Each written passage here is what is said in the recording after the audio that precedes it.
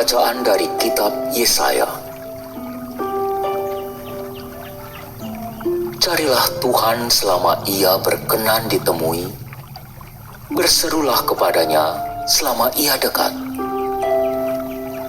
Baiklah orang fasik meninggalkan jalannya, dan orang jahat meninggalkan rancangannya. Baiklah ia kembali kepada Tuhan, maka Tuhan akan mengasihaninya.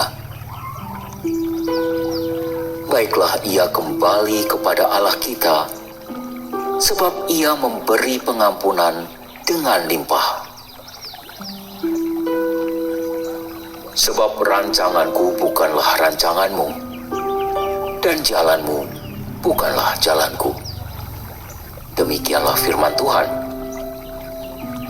Seperti tingginya langit dari bumi, demikianlah jalanku menjulang di atas jalanmu, dan rancanganku di atas rancanganmu. Demikianlah sabda Tuhan.